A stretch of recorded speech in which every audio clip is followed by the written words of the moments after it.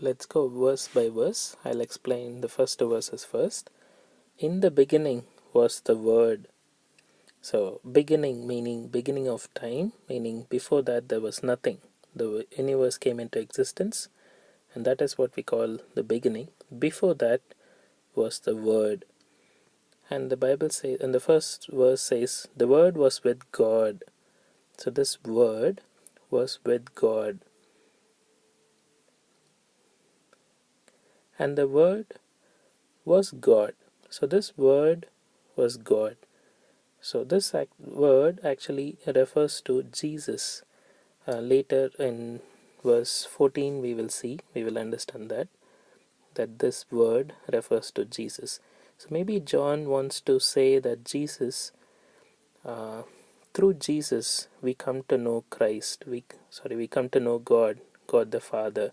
So, Jesus is like a word, like uh, the way we communicate.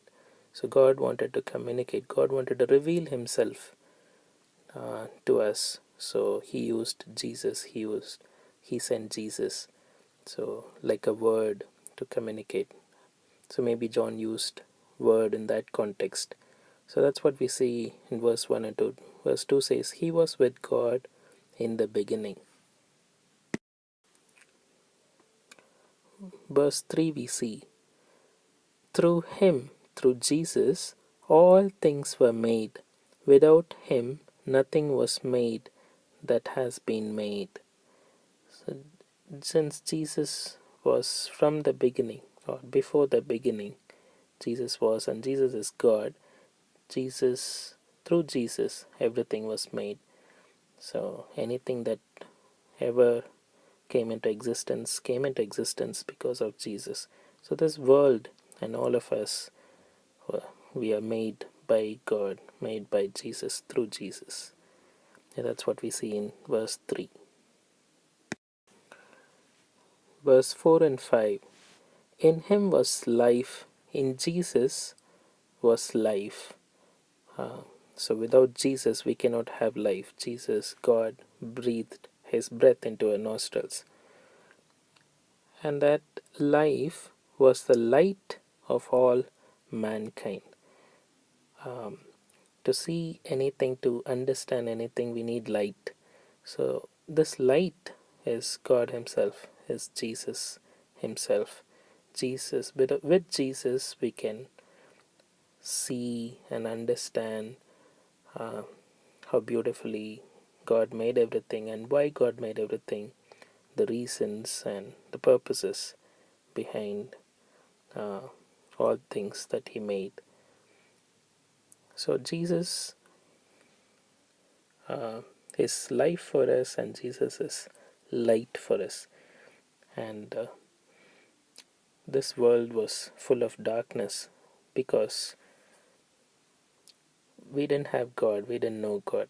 So Jesus came to remove that darkness and give us light so that we can understand why God created everything and what are His purposes and the meaning and reason behind everything. Verse 5 says, the light shines in the darkness, and the darkness has not overcome it. So the key point here is we need Jesus uh, for life, and we need Jesus through Jesus' explanation of what He created. We can understand and enjoy and have the true purposes and meaning in life. Verse 6 to 8 introduces a new person. There was a man sent from God whose name was John. This man was specially sent by God for a special purpose. He came as a witness to testify concerning that light, so that through him all might believe. So this John came as a witness.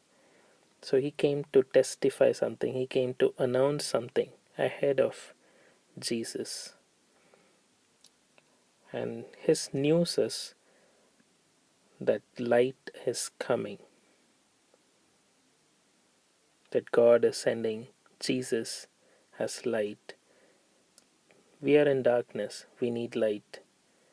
We need Jesus. So he came ahead of Jesus to announce this news. Verse 7 continues to say, so that through him all might believe. Verse 8, he himself was not the light, he came only as a witness to the light. So he came to introduce Jesus, so to prepare people's hearts so that they can receive Jesus when Jesus comes.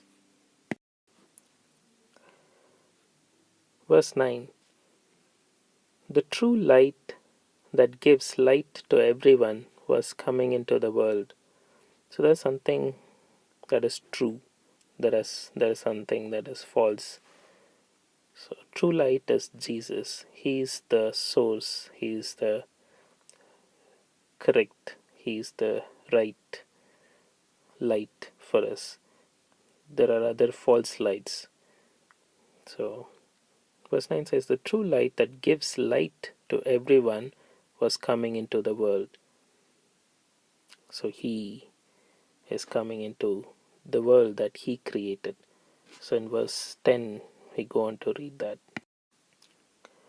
Verse 10 we read, he was in the world, and though the world was made through him, the world did not recognize him.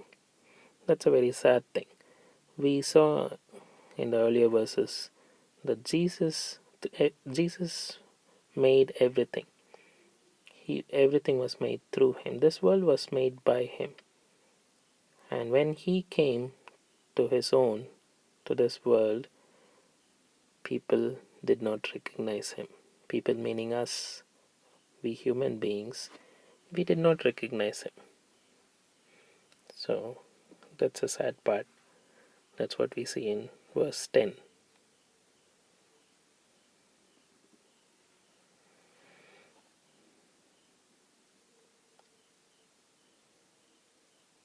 You know, we did not recognize him. There was a division because the reason is because we love the world. We don't know God.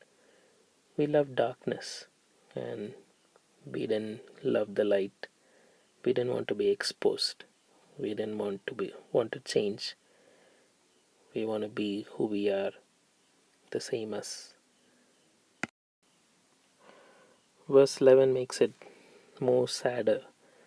He came to that which was his own, but his own did not receive him. We were created by Jesus. Jesus put us in this world because he loved us. Jesus created us in his image, in God's image. But when he came to us, we did not receive him. Without him, we wouldn't have existed, but still we failed to recognize him. So that was very sad. But still Jesus came, knowing that many of us will reject him, many of us will not recognize him. He still came because he loved us. So he came to this world because he loved us. Verse 12 and 13. Yet to all who did receive him, to those who believed in his name, he gave the right to become children of God. Everything is not bad news. There are some people who recognized Jesus and who received him happily, and they put their trust in him. So, verse 12 says, yet to all who did receive him, to those who believed in his name, he gave the right. He gave them a new status. He gave them the right to become children of God. That's amazing. That's something that is very beautiful. Jesus is God's Son. We see that Jesus was sent by God the Father, and Jesus is God's Son. And when we put our trust in Him, we become the children of God. So it's like we and Jesus are brothers. Hebrews, in the book of Hebrews, we read that we are like His brothers. So He loved us so much. God loved us so much that He has raised us to this relationship with Him, this close, intimate relationship that Jesus enjoys. So we can call Him Abba Father. Verse 13 says, this cannot happen just by ordinary birthright or because we are born in a particular family or particular race. No, it can't happen like that. It can only happen by the will of God. No, unless God gives us this right, we cannot become the children of God. That's what verse 13 says. Children born not of natural descent, nor of human decision or a husband's will, but born of God. The last verse for today's discussion, we look at verse 14. The Word became flesh. The Word, we read in verse 1, the Word was Jesus. This Jesus, God's Son, became flesh, meaning became a human. The infinite became a finite being. The Almighty, the All Powerful, the Limitless One became, you know, became limited, made Himself like one of us, and He lived among us. That's what verse 14 says. The word became flesh and made His dwelling among us. He lived among us. Who? God. God Himself lived among us. We have seen His glory, God's glory. We were able to see in Jesus. By watching Jesus, we can understand who God is. We can appreciate who God is. See His glory. See how awesome He is. See how loving He is. See how beautiful He is. And it goes on to say the glory of the one and the only Son, who came from the Father, full of grace and truth. Now, grace is something that is offered to us for which we are not eligible for. Grace, we need grace. We need God's grace. Without that, no, we can't go ahead. He revealed to us grace and truth. Truth is, to put it in simple terms, the definitions of right and wrong, or the correct things and the incorrect things, the right understanding, the right perspective of looking at things, of understanding things, including what God has created and God Himself. So Jesus is life, Jesus is light, and through Jesus we know God and can have relationship with Him. So verse 12 is the key verse here. Verse 12 and verse 14, I think. Verse 12 offers us a gift. If we receive Jesus, we can have a new relationship with God and call Him Father, as children of God.